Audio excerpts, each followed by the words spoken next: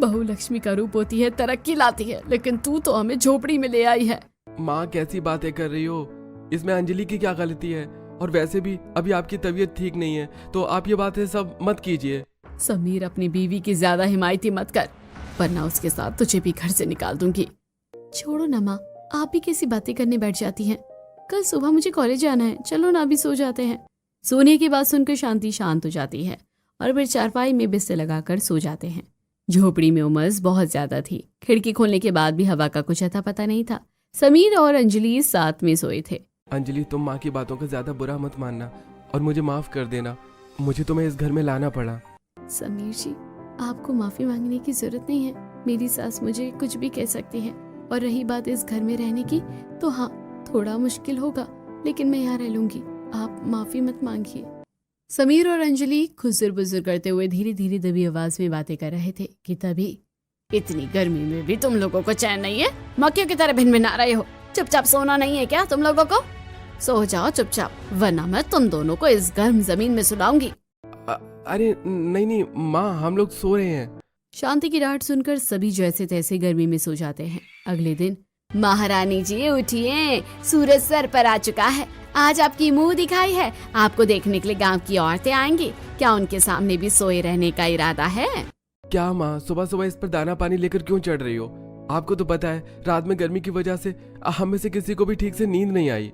समीर, तू फिर शुरू हो गया। कितनी बार कहूँ मैं तुझे कि सास बहू के बीच में बोला मत कर। एक तो शांति की झोपड़ी सुबह सुबह तंदूर की तरह गर्म हो चुकी थी, ऊपर से शांति का भी पारा हाई था।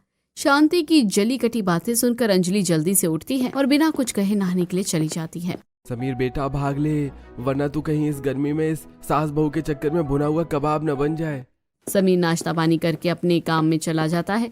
समीर के जाने के थोड़ी देर बाद गांव की औरतें भी मुंह दिखाई के लिए आती है। शांति, तेरा घर तो आग की भट्टी की तरह लग रहा है। अंदर आते ही पूरा शरीर जल रहा है। अब क्या ही कर सकते हैं, इस बार की गर्मी तो लग रहा है जान लेकर ही मानेगी। हाँ शांति, और अगर इस घर में रहे तो जान जानी तो तय है। देख रही हो, ये घर गर्मी से भभक रहा है। थोड़ी देर में ही पसीने से नहा चुकी हूँ मैं। सलाह की बात सुनकर शांति खिड़की खोलने के लिए जाती है। खिड़कियों को बंद रहने दे शांति, बाहर कौन सी ठंडी हवा चल रही है? बाहर भी तो लू चल रहा है। खिड़की खोलने का क्या ही फायदा जब बाहर से सीधे लू ही अंदर आ रही हो। शांति, क्या तुझे सच में लगता है कि तेरा जेठ तुम्हारी हवेली को रेनोवेट करवा रहा है? हाँ, उन्होंने तो मुझे यही कहा है। इस घर में तो हमें हफ्ता 10 दिन ही तो रहना है, फिर हम अपनी हवेली वापस चले जाएंगे। अच्छा, हम भी देखते हैं तेरा जेठ तुझे कब हवेली बुलाता है। नई दुल्हन को इस झोपड़ी में लेकर आ गए तुम लोग। कहाँ तुमने उसे हवेली के सपने दिखाए थे और अब उसे इस झोपड़ी में रख रहे हो। ये ठीक नहीं किया शांति तुमने।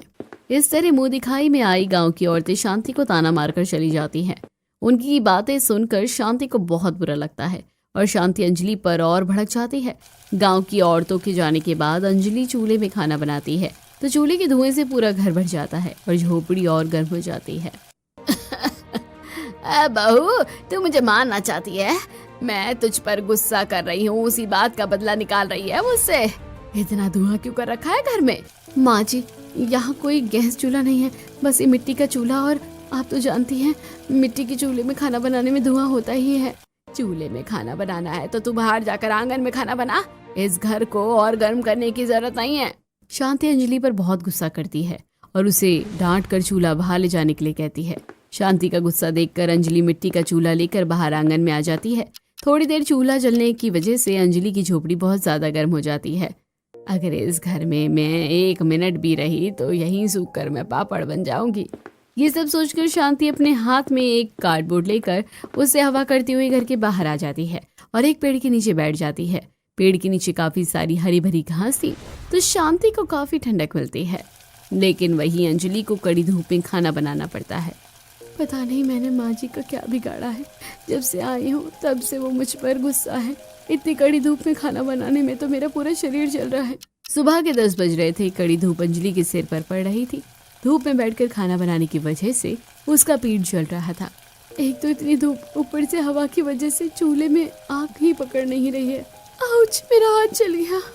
अंजलि को खुले में खाना बनाने में काफी दिक्कत होती है, लेकिन वो जैसे तैसे करके सारा खाना बनाती है। समीर पहले ही काम पर चला गया था तो अंजलि, शांति, सोनिया और अपने लिए खाना निकालती है। खाना खाते ही, बाहु, इतना गर्म खाना कोई किसी को देता है क्या? एक तो इतनी गर्मी, ऊपर से इतना गर्म खाना खिलाकर तू मेरी तबीयत खराब करना चाहती है। नहीं माँ जी, समीर जी ने बताया कि आपको गर्म खाना पसंद है, इसलिए मैंने आपको गर्म खाना दिया है। अच्छा, अब सारी गलती मेरे बेटे पर डाल रही है। माँ, आप भाभी पर क्यों गुस्सा कर रही हो? मैं देख रही हूँ जब से भाभी शादी करके आई है तब से आप नहा धोकर उनके पीछे ही पड़ी रहती हो। ऐसा मत करो माँ। सोनिया, तुझे मुझे ज्यादा सिखाने की कोई जरूरत नहीं है। मुझे पता है कि मैं क्या कर रही हूँ क्या नहीं, समझी? तो चुपचाप अपना खाना खा। सभी खाना खाते हैं। खाना खाते वक्त तेज धूप शांति के चेहरे पर पड़ती है। ये सड़ी गर्मी कम थी जो अब सीधी धूप मेरे चेहरे पर पड़ रही है। माँ, हमारी झोपड़ी का छप्पर टूटा हुआ है तो धूप तो आएगी ही ना। सीधी धूप पड़ने से घर काफी गर्म हो जाता है। किसी का भी खाना खाने का मन नहीं करता। सभी जैसे तैसे खाना खाते हैं। खाना खाने के बाद जब शांति पानी पीती है तब वो थूक देती है। उफ, कितना गर्म पानी है। अंजलि, जाकर नदी से घड़े में पानी भर कर ला, मुझसे ये पानी नहीं पिया जाएगा। शांति की बात सुनकर अंजलि घड़ा लेती है और पानी भरने के लिए नदी की तरफ जाती है। कड़ी धूप में घड़ा लेकर चलने में अंजलि की हालत खराब हो जाती है। कितनी धूप लग रही है, मेरी तो हालत पंचर हो गई है। धूप में खाना बनाकर घड़े में पानी भरकर भी ले जाना होगा। वो नदी पहुंचकर नदी से घड़े में पानी भरती है और फिर घड़ा लेकर घर की तरफ जाने लगती है।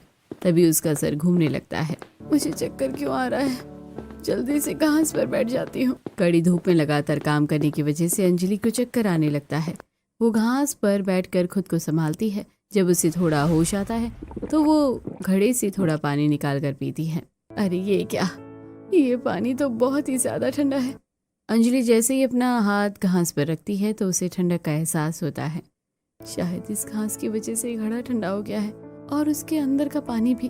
अगर मैं इस घास को मटके में लगा दूं और हमारी भट्टी जैसी गर्म घर में पानी ठंडा रहेगा, लेकिन मैं घास को ले जाऊंगी कैसे? अंजलि घास घर ले जाने के लिए यहाँ वहाँ कुछ ढूंढती है तो उसे प्लास्टिक की कैरी बैग मिलती है। वो कैरी बैग में काफी सारी घास तोड़कर अपना घड़ा लेकर जा ही रही होती है कि तभी उसकी नजर घास पर सोए हुए एक बच्चे पर पड़ती है। अरे, ये बच्चा यहाँ क्या कर रहा है? अंजलि बच्चे को उठाती है। बेटा, तुम यहाँ क्यों सो रहे हो? आंटी, मेरा घर बहुत गर्म है। जमीन गर्मी की वजह से तपती है, इसलिए मैं घास में यहाँ आकर सोता हूँ। ये घास बहुत ठंडी है, इसमें सोने से मेरे को बहुत अच्छी नींद आती है। अंजलि बच्चे को कुछ नहीं कहती है और अपने रास्ते चली जाती है। घर पहुंचने के बाद शांति दाना पानी लेकर अंजलि पर चढ़ जाती है। बहू, पानी लेने गई थी या खुद अपने लिए पानी बना रही थी? इतना समय लगता है क्या पानी लाने में? माँ जी, वो गर्मी की वजह से मुझे थोड़ा चक्कर आ गया था, इसलिए मैं घास पर ही थोड़ी देर बैठ गई थी। अच्छा, तो तू नदी के किनारे ठंडी में आराम कर रही थी और मैं यहाँ प्यास से मर रही हूँ। अंजलि शांति को कोई जवाब नहीं देती है और चुपचाप घड़े में घास लगा देती है और फिर वो घड़े का ठंडा पानी निकाल कर शांति को पीने के लिए देती है। ठंडा ठंडा पानी पीकर शांति के सूखे गले को काफी आराम मिलता है। यह ठंडा पानी पहले नहीं दे सकती थी क्या? मैं कितनी देर से प्यासी हूँ। इस तरह शांति किसी न किसी बात पर अंजलि को सुनाती है। दोपहर का वक्त था। आज समीर कारखाने से जल्दी घर आ जाता है। समीर को देखकर शांति, बेटा, इस झोपड़ी में मैं और नहीं रह सकती हूँ। तू जाकर अपने चाचा से बात कर और देख रिनोवेशन का काम पूरा हुआ कि नहीं। ठीक है माँ, मैं जाकर देखता हूँ, आप आराम कीजिए। समीर रघुवीर से बात करने के लिए हवेली के लिए निकल जाता है। वहीं अंजलि जब सोने जाती है तो टूटे छप्पर से तेज धूप उसके चेहरे पर पड़ती है। मुझे इस छप्पर का कुछ ना कुछ तो करना पड़ेगा। हाँ, कितनी सारी घास बची हुई है। एक काम करती हूँ, इसे छप्पर पर लगा देती हूँ। अंजलि पड़ोसी से मांगकर सीढ़ी लेकर आती है। आज बहुत ज्यादा गर्मी थी। धूप की रोशनी सीधे अंजलि के चेहरे पर पड़ रही थी। उसके माथे से पसीना टपक रहा था, लेकिन फिर भी वो छत पर चढ़ती है और घास को अच्छे से बांधकर वो छप्पर को ठीक कर देती है और पूरे छत पर घास बिछा देती है। सोने जब कॉलेज से आती है, क्या बात है भाभी, घर तो बड़ा ठंडा हो गया। क्या किया है आपने? मैंने तो कुछ नहीं किया, मैंने तो बस छप्पर को ठीक करने के लिए उसमें घास लगाई थी। शायद घास लगाने की वजह से हमारे घर की छत ठंडी हो गई है। भाभी, अगर हम लोग अपने पूरे घर में घास लगा दे तो हमारा घर ठंडा हो सकता है? सोने, कितना अच्छा आइडिया दिया है तुमने। अगर हम अपने पूरे घर में घास लगा देंगे तो हमारा घर ठंडा हो जाएगा। एक काम करो, तो मेरे साथ नदी किनारे चलो, हम लोग वहाँ से घास लाकर पूरे घर में लगा देंगे। हाँ ठीक है भाभी, चलिए ना। सोनिया और अंजलि दोनों नदी के किनारे जाकर अपने लकड़ी के बने टोकरी में काफी सारा घास भर कर ले आती है और घास को अपने घर की दीवारों पर अंदर बाहर दोनों तरफ लगा देती है। अंजलि घास को बुनकर उसकी 4 सीलिंग बनाकर उसे छत पर लगा देती है। ये सब क्या कर रही हो तुम दोनों? माँ, हमने पूरे घर में घास लगा दिया है और देखो घास लगाने से हमारा घर कितना ठंडा हो गया है। घास लगा देने से अंजलि का घर बिल्कुल ठंडा हो गया था। शांति को भी घर पहले से काफी ठंडा लगता है। घर तो सचमुच बहुत ठंडा लग रहा है। चलो, इस लड़की ने कुछ तो अच्छा काम किया। शांति मुंह बनाते हुए अंजलि की थोड़ी बहुत तारीफ करती है। वहीं हवेली पर चाचा जी, हमारे घर का रेनोवेशन का काम पूरा हुआ। उस झोपड़ी में बहुत गर्मी लगती है, वहाँ रहना बहुत मुश्किल है। अरे ऐसी बात है तो आ बैठ, एसी की थोड़ी हवा खा ले, आजा। बताइए ना, रेनोवेशन का काम हो गया क्या?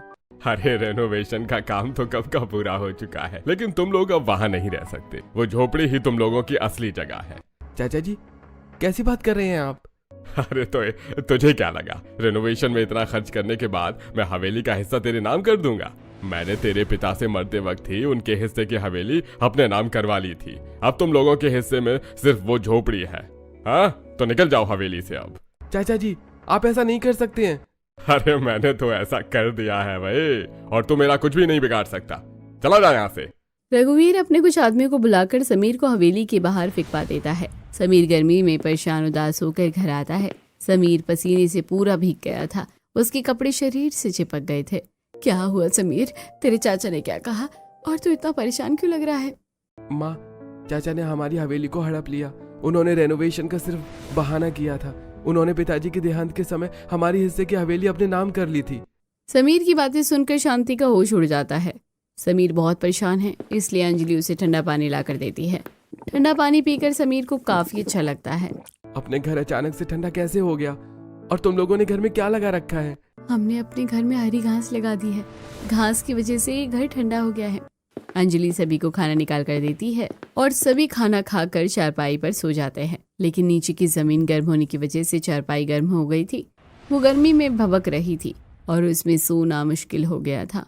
सभी जैसे तैसे चारपाई पर सोते हैं। अगली सुबह जब अंजलि की नींद खुलती है, उसके दिमाग में एक आइडिया आता है।